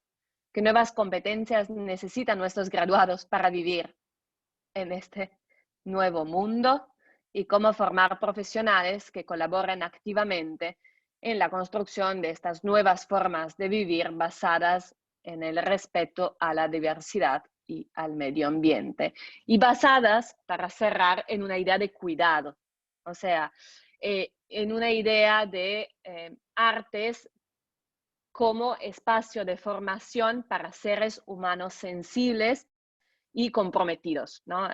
Para mí es un punto fundamental. O sea, que el espacio de la formación en artes aporte en este sentido. Eso, creo que con esto puedo cerrar. A ver, en tenemos a las personas que estén ahora mismo en el público. Si en algún momento tienen alguna pregunta, la pueden colocar debajo, allí en el Facebook, en el grupo de Facebook de Arte, Conciencia y Tecnología, o del Museo de Arte de San Marcos, y nosotros las vemos y se las hacemos llegar a Yada, si es que tienen alguna pregunta por allí. Y vamos también a abrir el espacio de comentarios para que las personas que quieran comentar también o preguntar pues puedan hacerlo directamente, aprovechando que estamos en vivo con Yada. Aquí hay muchísimas cosas de las que has tocado desde el inicio. Y decía, si empiezo a interrumpirle, le voy a interrumpir todo, porque no te callas, le dejas hablar y luego ya empiezas a tocar punto por punto, porque si no, a la pobre la vas a tener totalmente torturada. Entonces, en el inicio, cuando hablaste en el inicio y empezaste a hablar acerca de esta no linealidad que tienes en la estructura de tus investigaciones, de tus formas de plantear los estudios en la parte de la historia del arte, que es bien interesante. Porque claro, nosotros tenemos varios puntos en común en eso. Tú conoces las cosas que hacía con artes integradas, sabes que justamente todos los discursos no lineales y de la complejidad que tú misma mencionaste, ¿no? Esos sistemas complejos en donde se van articulando diferentes disciplinas, en donde no se trata solamente que dialoguen, porque aquí por lo menos en el Perú está muy de moda hablar que las cosas dialoguen, ¿no? A mí me interesa más que dialoguen, que se discutan entre ellas, que se peleen, que de repente tengan un amorío, que tengan hijos, lo que sea, ¿no? Pero que sucedan cosas, ¿no? Más que un simple diálogo, sino que se puedan realmente interrelacionar esas disciplinas, ¿no? Y es un aspecto que por lo menos yo, cuando estaba en mi formación, cuando he sido estudiante aquí en el Perú, veía que todas las formas de estudio eran lineales, ¿no? Y generalmente veía que en cuestiones de Latinoamérica, cuando estuve buscando becas o cosas en Latinoamérica, encontraba que la mayoría de universidades, el pensamiento en realidad era estructuras lineales, ¿no? Entonces, pero sí me di cuenta cuando fui fuera, que fuera, si se habla de una cosa, o sea, es como si fueran todos Slavoj Žižek, por ejemplo, ¿no? En el sentido de que la gente no se queda en solo una cosa, ¿no? O sea, si vas a hablar de filosofía, puedes terminar hablando de cine, pues puedes terminar hablando de moda, pues puedes terminar hablando de una pintura, puedes terminar hablando de una escultura, ¿no? Pero claro, para poder tener ese tipo de discursos multidisciplinarios en la práctica, una práctica discursiva, pues claro, lo que tienes que tener también es que haber mirado todo eso, ¿no? A profundidad, la literatura, o sea, saber qué está sucediendo en la literatura, o qué ha pasado en la literatura, tener un bagaje mucho más amplio de las cosas para poder crear esas articulaciones, ¿no? Y entonces, claro, yo creo que aquí en Latinoamérica, para que los profesores puedan tener realmente esas posibilidades, realmente de multidisciplinas, y poder aplicarlas dentro de, pues claro, aquí hay una responsabilidad de ponerse las pilas y estudiarlo todo. O sea, no se trata de que yo estudio historia del arte, estudio pintura, o si estudio filosofía, si estudio escultura, o si son las bellas artes, ¿no? Sino estudiar todo el campo del conocimiento que esté ligado a la estética o que esté ligado a aspectos discursivos que pueden alimentar esas posibilidades formales, ¿no? Entonces, en el caso de esto, o sea, yo sí veo muy claramente que existe una visión que viene de fuera, con ese tipo de visión multidisciplinaria, y que se confronta cuando llegas a estudios que se realizan aquí, que son muy lineales o que son muy centrados en hablar de sí mismos. He escuchado muchas veces a gente, a historiadores o estudiantes que vienen, que están muy interesados en ver toda la parte de colonial, ¿no? La descolonial. Pero claro, tú para poder tener realmente un discurso fuerte descolonial, tienes que conocer lo que hace la colonia, ¿no? Entonces, no se trata solamente de ser un rebelde o de simplemente memorizarte o aprenderte toda la filosofía que te pueden proveer los sociólogos o los filósofos latinoamericanos que han desarrollado muy inteligentemente todo esto, sino que además, si quieres tener ese punto de poder, ¿no?, sacar hacia afuera eso, poder ver cómo funciona realmente ese pensamiento occidental, ¿no? Entonces, y sí veo eso, y así tú realmente sí puedes ir a fondo con querer hacer algún tipo de cambio o giro de tuerca a algo, ¿no? Y eso sí lo veo generalmente en todas las estructuras que has hecho tú, que has mostrado a través de tanto en la parte de la investigación del archivo como en la parte de las dinámicas que creas educativas alrededor de esos archivos, porque muchas veces hay archivos que se mueren allí o bancos de información que están allí muertos, ¿no? Y sin embargo el IPADA tiene vida, ¿no? Y esto es algo también muy interesante, pero una vida además multidisciplinaria. Y esto es algo que me parece muy interesante. Sí. Gracias, Angie. Sí, es la incomodidad, ¿no? Es un poco o sea, este salir de la zona de confort, creo que es súper importante que experimenten los estudiantes y es algo que yo he buscado constantemente. Entonces, al haberlo experimentado, me resulta como quizás más fácil también propiciarlo, ¿no? O siempre mostrar las doble caras del mismo, ¿no? Las múltiples posibilidades alrededor del mismo discurso. Y dejar los prejuicios, porque también ese es un mal, ¿no? Muchísima teoría se construye a partir de, es muchísima. Es como, pero retomando algo que tú dijiste, yo creo que la formación de bachillerato es clave, o sea, para lograr este tipo, porque tú hiciste 100.000 maestrías, ¿no? Tienes millones de estudios, o sea, es claro. A ver, dejando a un lado eso, si uno tuviera una formación de bachillerato, o sea, llegar a la universidad con este bagaje que no es profesionalizante, sino es un bagaje de cultura de base que pueda sostener cualquier estudio, eso sería mucho más fácil después en la universidad para poder hacer estas conexiones. O sea, yo creo que hay que trabajar como siempre desde las raíces, ¿no? de la reforma educativa, no es algo que propiamente se pueda resolver desde la cátedra de Historia del Arte o desde la misma reformulación del pensum de una carrera. Ajá. Y hay una pregunta de alguien que nos está escuchando, Marcel Cáceres, que pregunta esto, dice, ¿cómo trabajar los temas de historia del arte denso? 2 puntos, autores, coma, fechas, coma, contextos, con alumnos que conocen poco de historia. Y ahí genera un microdebate con otros que nos están escuchando. Es una gran pregunta. Es una gran pregunta porque es una dificultad que enfrento a diario y que tiene que ver con lo que acabo de... O sea, la formación básica, ¿no? La información.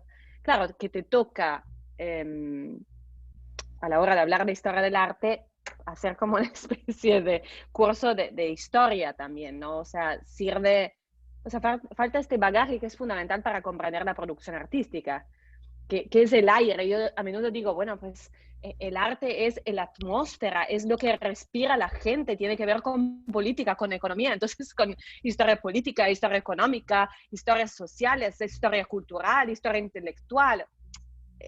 Solo así podemos realmente comprender la producción artística de este momento. Y es un reto, sí hay que ser un poco... Los estudios humanistas, por eso que rescato los estudios quizás poco profesionalizantes, sino más de amplio espectro, porque ofrecen esta capacidad de lecturas, de interpretación. Para mí la palabra interpretación es fundamental, o sea, hay que dar claves para la interpretación, o sea, eso es lo que debe hacer la educación, o sea, dar claves de interpretación. Entonces hay que seleccionar muy bien estas cosas que puedan servir. Por eso que también les decía, yo abandoné la idea de cumplir con el programa, ¿no? Expresionismo, cubismo, futurismo. Eso ya no lo voy a lograr, ¿no? No lo voy a lograr. Y quizás no es importante en el sentido que si tú das claves para entender las vanguardias, las rupturas, ¿no? A ver si después encontrarán este artista y que después el profesor de taller me diga, pero bueno, ¿vieron Bacon? A ver, no vi Bacon, pero vimos, o sea, ¿no? Tendrá la forma de, no se pueden ver todos los artistas. Hay algo que dijiste también que es que cuando llegaste al Ecuador en 2012, me parece, viste que había una historia con hitos distintos, ¿no?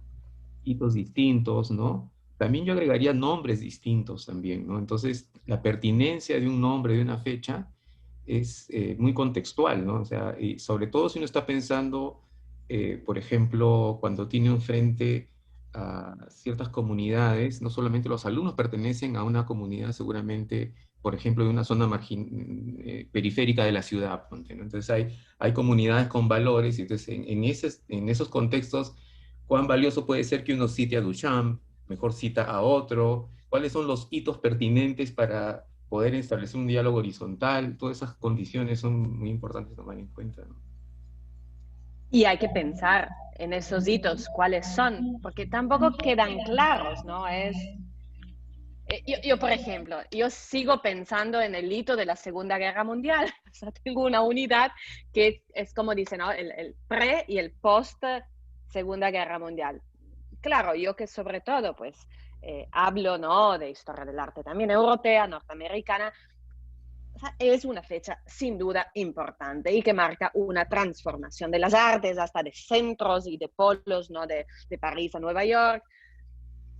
Pero hay que multiplicar estos hitos, hay que incluir hitos que no vienen solo desde algunos lugares, ¿no? Es súper interesante ahora como en Italia, estoy en Italia, no se hable de Colombia. No, nada, o sea, eso no. No es algo relevante para las noticias italianas. Nosotros tenemos ahora el conflicto de Gaza, que ocupa todas las noticias, pero pues son miradas, ¿no? Entonces, son hitos, son lo que se considera hito en este momento. Es otro tema que hay siempre que poner en la mesa. ¿Cuáles hitos vamos a tomar en cuenta para construir este relato? Que son los hitos de este relato, no son los hitos, ¿no? Son los hitos de este relato. Ahora, he notado en la secuencia de lecturas digamos, con las que trabajaste con la visitante mexicana, ¿cómo se llamaba ella? Alma Cardoso. Con Alma Cardoso, una secuencia que pone el énfasis, yo diría algo así como en la imaginación dialéctica, porque, digamos, Baudelaire y el pintor de la vida moderna, entre lo efímero, ¿no? y lo esencial, entre lo fugaz y lo eterno, tener un conjunto de oposiciones dialécticas que, digamos, Peter Bourdieu sobre las vanguardias, otro tanto con la idea de institucionalidad por un lado, por otro lado la cosa viva en el contexto vital, ¿no? La praxis vital, sí. Entonces, claro, estas oposiciones no son fáciles de enseñar, yo diría. El pensamiento dialéctico es muy complicado. Hay otra vertiente que saca a Baudelaire del escenario y pone otro tipo de tradiciones, justamente hablaba del anglosajón, por ejemplo. Creo que no tiene esa pertinencia dialéctica, pero es otro tipo digamos, de posibilidad de enseñanza. Pero me parece, yo también he trabajado mucho con Baudelaire, pero a veces tengo esas dificultades. Y, por ejemplo, transitar de la cosa estética en el objeto mismo hacia el contexto institucional, ida y vuelta, ¿no? De un contexto institucional, porque en tus conclusiones que pusiste había mucha importancia al eje de las instituciones, a la gestión, a los contextos, ¿no? Y bueno, ir de un lado a otro, cómo se configuran objetos o elementos dentro del objeto y cómo eso tiene que ver con un contexto de instituciones que funcionan o no funcionan, etcétera. Eso es complejo, ¿no? Creo que ahí, en las respuestas que nos pusiste pequeñitas, ahí había como, por ejemplo, el afiche, que tenía pocos elementos, tenía que ver con una idea del Estado, en ese momento de la Revolución Rusa, de llegar a la gente, o cómo el lenguaje se retoriza en los programas de enseñanza, ¿no? En las instituciones. Sí, interesante. Gracias. Sí, es salir y entrar. Es como siempre entrar en un contexto y hablar desde adentro y después salir y verlo desde afuera. También ese es el ejercicio. Y que funciona, creo. A ver, entre los comentarios de aquí del público está un comentario de Gustavo M., que él es artista visual y también es docente en artes. Y Gustavo habla acerca del concepto de densos con respecto al concepto de complejos, ¿no? Si es que realmente esto, si es que cuando has mencionado el concepto de densos tenía que ver con complejos, si era como sinónimo o si estabas hablando de dos cosas muy distintas. Desde que cuando yo he visto que la palabra complejidad, cuando tú la has usado, en algún momento lo he visto dentro de la idea de los sistemas complejos, ¿no? Del sistema, ¿no? Pero no sé si de repente hay alguna otra cosa que nos podrías Sí, decir. entonces, no me acuerdo en qué momento utilicé la palabra denso, pero en realidad es lo que tú dices, ¿no? Es el sistema, es pensar la complejidad, es pensar en lo que también lo dijimos de varias maneras, ¿no? Como lo no lineal, Claro, sí. es la duda, el cuestionamiento, Algo que era interesante también cuando mencionaste el trabajo de Pilar Flores, que es algo que en lo que estuve pensando anoche mi momento de insomnio de las 3 de la mañana de cada día. Estaba pensando, porque claro, recordando las cosas que había visto cuando estuve, por ejemplo, mañana tenemos rodillada, ¿no? Y aparte me recordé lo de Lipada, las exposiciones, y recordé cómo Pilar Flores conversaba y planteaba sus investigaciones. Y pensaba que claro, esta forma de ver el jardín como, y hacer esta metáfora de la educación, me parecía que era muy propia de una visión no occidental, ¿no? sí, Y exactamente. me parecía interesante para abrir de repente el camino que estaba preguntando Augusto con respecto a esta visión de colonial, ¿no? De la educación, que está, en el caso de Pilar, por ejemplo, ella es, cuando yo la escuchaba, la he escuchado siempre muy budista, muy Tao, muy Zen, no es que lo sea, sino que es una línea de pensamiento que va muy acorde también con el pensamiento andino, ¿no? Que es el pensamiento que se realiza aquí en todo, en Latinoamérica, en los países andinos, ¿no? Que está muy arraigado, que viene desde las épocas ancestrales, ¿no? Que esta visión, ¿no? Holística de las cosas, de la naturaleza, del ser Sí, humano, de la vida, la vitalidad, ¿no? Y también pensaba en la idea del proceso, que también es muy interesante para Pilar, ¿no? Y que sí. me hace acordar, me trae a la mente porque por ejemplo, a veces uno piensa que la idea de la búsqueda, de la investigación de los procesos es algo nuevo, ¿no? Pero si uno, por ejemplo, se va a los sutras budistas, por ejemplo, ¿no? Encuentra que te hablan, ¿no? Despégate, piensa, no en el resultado, sino piensa en la acción, piensa en el camino, ¿no? Piensa ¿no? Disfruta ese camino, siente el camino, vive la experiencia del camino antes del objeto final, ¿no? Que en realidad eso viene después de pensamientos ancestrales, ¿no? Aunque sabemos que si tienes por un lado en la época misma que se hizo el budismo, el confucianismo, también estaban los presocráticos y todos estaban hablando de este tipo pensando este tipo de cosas, ¿no? Y entonces, y todo eso me venía la idea de lo de Pilar, porque este es una visión no occidental de la educación, ¿no? De la educación. Sí, justo porque presentamos el libro el miércoles y yo escribí un texto para este libro, entonces estuve pensándolo mucho y claro, yo y Pilar somos casi en su origen opuestos, pero convergemos en una idea como compartida de educación que creo que se enriquece en la diversidad. Y es así el jardín, o sea, vuelvo a decir, la metáfora del jardín es súper interesante por esta razón, ¿no? Donde hay influencias, hay como contacto, las condiciones de una planta afectan a la otra planta, las condiciones climáticas, hay varios, y el trabajo de Pilar es extremadamente complejo si intentas comprenderlo en la lógica del pensamiento occidental, por lo que dices tú, o sea, porque se construye absolutamente desde un principio de desestructura, de proceso en un sentido de experiencia, de algo efímero, de algo líquido, fluido. Entonces, claro, ella presenta este gran proyecto nombrado Bitácoras de Color, donde ella dice, Bitácoras de Color es un gran proyecto en donde entran las clases, las conversaciones, estas obras, las meditaciones. Esa es como una constelación de cosas que son un proyecto artístico, que son también una vida entera, ¿no? Es como no hay, todo es simultáneo. Es difícil comprender, creo, eso. Y siento a menudo que algunos colegas me dicen, pero ¿me puedes explicar? Es como, porque rompe estructuras. A mí me encanta eso. me encanta que lo que me rodea me rompa las estructuras.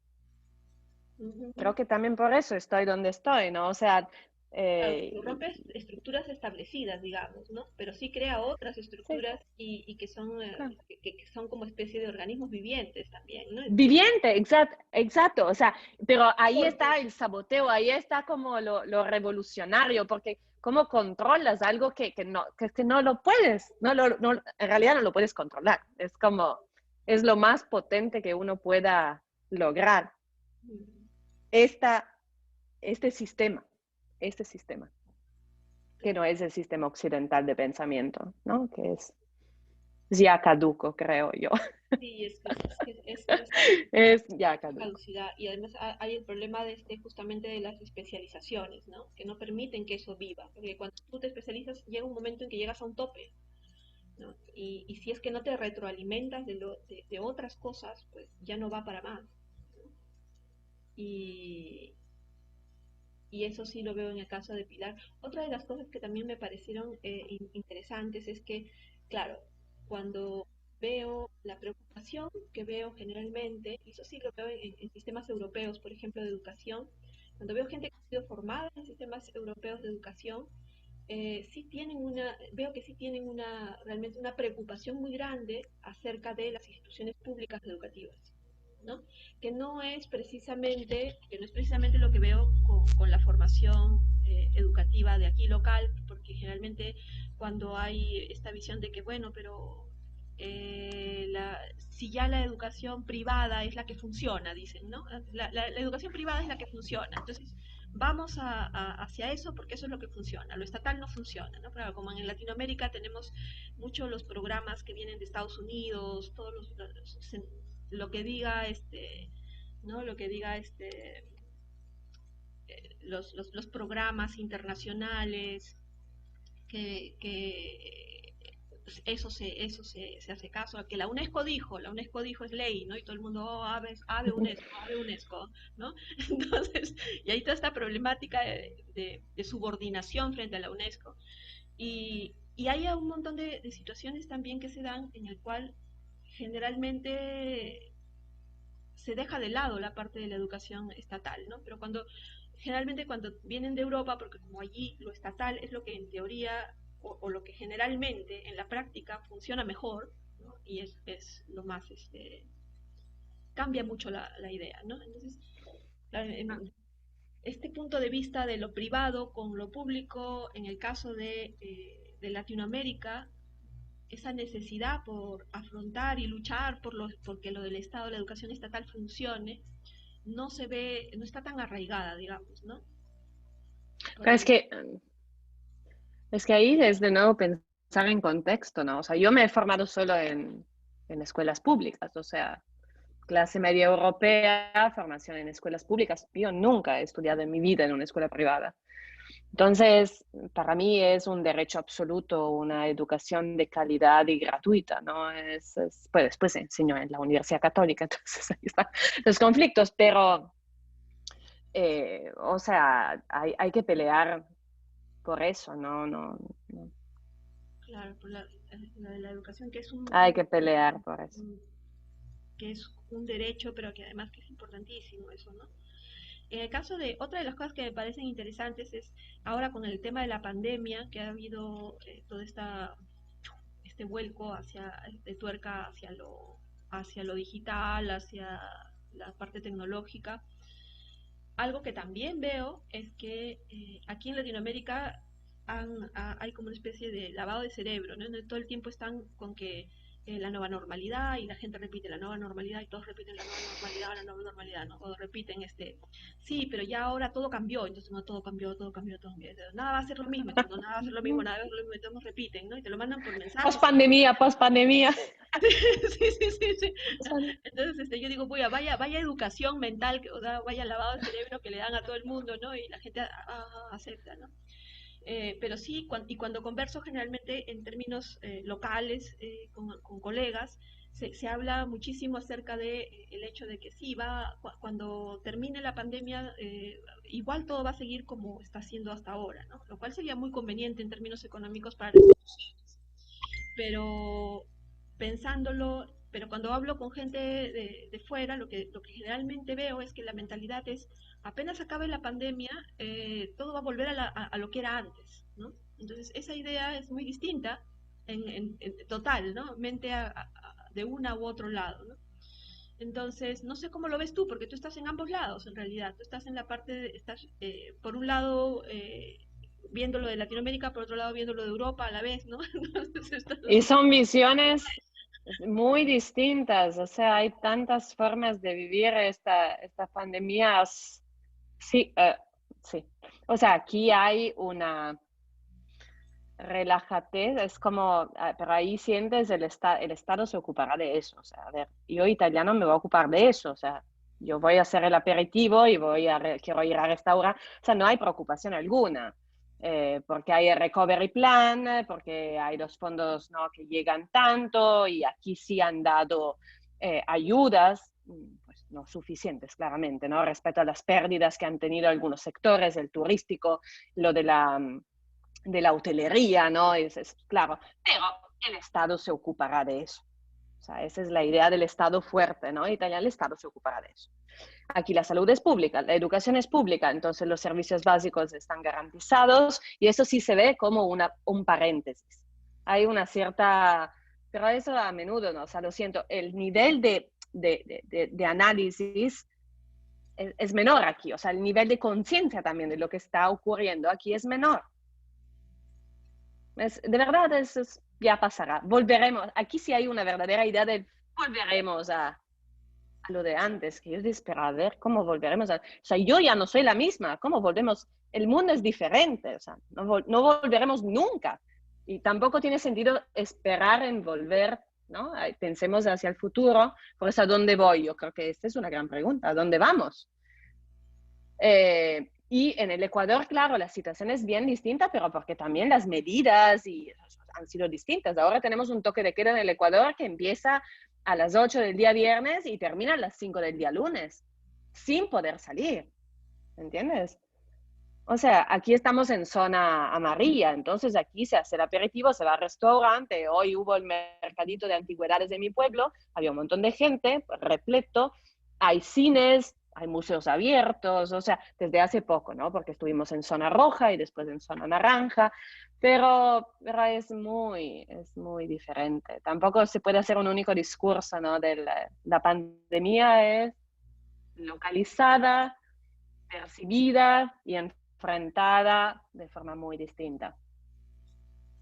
También las condiciones, o sea, yo en Quito vivía en un departamento de 70 metros cuadrados, sola, pues, y aquí tengo casa con jardín, entonces sí, las cuestiones, ¿no?, de clase marcan profundamente también cómo uno saldrá de eso. Sí, estamos ya un poco con el tiempo ya. Solamente Marcel Cáceres dice, mencioné denso porque me refería a una gran cantidad de hechos en un periodo breve, por ejemplo, la Revolución Francesa. Ok. Ya está aclarando de lo de la palabra denso que Sí. un ratito. Sí, Angie, esa era una preocupación, digamos, por la pedagogía, ¿no? La parte pedagógica, como uno está en una situación, digamos, de diálogo y de pronto tienes que traer ciertos hitos y puede ser un nombre, puede ser un referente, una cuestión histórica, y eso ya genera un desequilibrio, una densidad que uno se compromete a explicar, ¿no? Y en cambio, si uno está en una cosa más horizontal, valorativa, es totalmente diferente, entonces, o una situación práctica de pronto, ¿no? Entonces ahí es una cosa pedagógica muy importante, ¿no? Tomar en cuenta esta situación. Sí. Muy bien, ahora sí estamos con el tiempo, estamos a 10 minutitos ya por terminar. Si alguien tiene alguna última pregunta o algún comentario, nos dicen. No sé si Augusto tienes alguna pregunta para ir cerrando ya. Bueno, a mí me gustaría poder tener los links de estas sesiones Sí. con la mexicana, porque también para los alumnos va a ser muy, ¿no? Muy interesante tener esos referentes. Yo siempre, como te decía hace un momento, a veces oscilo entre entrar a una línea de imaginación dialéctica, ¿no? Que incluye la escuela de Frankfurt incluso, ¿no? Adorno, aunque Theodor Adorno es muy distinto a Walter Benjamin, que tiene que asimila a Baudelaire, y bueno, la teoría de la vanguardia de Bourdieu, y en fin, Jameson de repente después, que sí ya es otra cosa, ¿no? Pero digamos que esa línea a mí siempre me ha sido apasionante porque veo que, o sea, la tradición anglosajona más bien parece enfatizar las diferencias entre las estéticas que consideran modernas, más cerradas en sí mismas, digamos, por la valoración de autonomía estética, digamos, versus una idea mucho más, la idea de lo posmoderno como ruptura de eso otro, ¿no? Parece que ese énfasis no está en estos pensadores de la modernidad en Europa, ¿no? De repente, tu división italiana, de repente tienes esta cosa más de la imaginación de Alegria, que digo yo, ¿no? Desde mi perspectiva aquí, ¿no? Eso era mi comentario. Hay otros. Y luego otra cosa que me pareció interesante que dijiste, cuando piensas en la cuestión de género, ¿no? A mí en los cursos de estética, digamos, en la bibliografía, yo he hecho el ejercicio de ver cuántos autores son hombres y cuántos son mujeres de los que estoy proponiendo textos, ¿no? Y hacer un esfuerzo por colocar un equilibrio también, ya sea que en un capítulo solo hay pensadores hombres, pero de repente en otro capítulo del curso hay solo pensadoras mujeres, ¿no? Es complejísimo, ¿no? Es como, sí, o sea, ahora que lo pienso, los textos, por ejemplo, que escogimos eran solo de hombres, pero en algunas clases eh, hemos, por ejemplo, visto, no sé, el impresionismo desde el lado femenino y entonces eso. También ahí la escasez de fuentes siempre es, no, ahí de nuevo, lo quiero hacer, pero después tienes poco, faltan investigaciones, faltan estas nuevas perspectivas. Sí, yo espero que esta charla también haya como puesto el bichito de la duda a muchos para también articular nuevas posturas críticas, ¿no? Sí, te agradezco, Yada, por esta presentación, por esta conversación. Espero que el público haya estado contento con escucharnos y también hacer unas preguntas. También seguramente van a ir escuchando en la tarde o en otros días, porque esto queda colgado en la página del museo. Angie. Chévere. Eh, es, Muchas es- gracias. He subido la página que nos has dado el link, Yada, está ahora mismo para alcance del público. Y Ujú. sí, agradecerte ya por estar con nosotros, la verdad, porque sí es bastante importante el tema del archivo, que se descuida muchísimo el tema del archivo y generalmente cuando se logran hacer también se descuida eh, el hecho que viva ese archivo, ¿no? Y cómo viva, es decir, cómo se le da vida a ese archivo con las dinámicas, con las intervenciones, con las formas en que el público o los investigadores o los artistas o los profesionales en general puedan acceder a esa documentación y poder crear otras cosas, ¿no? Archivos que no sean necesariamente, hay archivos que no se pueden, ¿no? Pero hay archivos que sí pueden tener algún tipo de salida para que eso llegue a hacer, a producir otras cosas, otras creaciones, ¿no? Y eso es bastante importante. Y sí me interesaba muchísimo que hubiera un tema como este, porque claro, es importante que la idea de la importancia del archivo aquí, por lo menos localmente, hay muchos archivos que se han perdido, muchos archivos que se han descuidado, y es tan importante entender, ¿no? Que esto puede tener toda una vida de dinámicas, que es lo que pasa con Lipada, que está totalmente en movimiento, no está ahí solamente durmiendo, ¿no? Y otra de las cosas que también eran interesantes es ver lo de los estudios de artes visuales y la forma en que esta forma multidisciplinaria también, ¿no? En que esta visión, ¿no? Que integradora, ¿no? Que es importantísima para que puedan las cosas avanzar, ¿no? Y eso para mí era tan importante y está súper bien la exposición, estoy muy contenta. Ojalá que historiadores de arte puedan ver esta charla y también docentes en artes pero espero que en el transcurso, como dice Augusto, en el transcurso del día también puedan seguir viéndolo. Y después esto va para el grupo de Facebook, o sea que esto ya queda archivado también. Entonces allí, para que lo puedan ver los demás. Mil gracias, Giada. Te has pasado, la hemos pasado muy bien, súper completa toda tu intervención. Mil gracias por estar con nosotros. Y gracias a todos por estar acompañándonos. Chao. Chao, chao. Chao. Chao.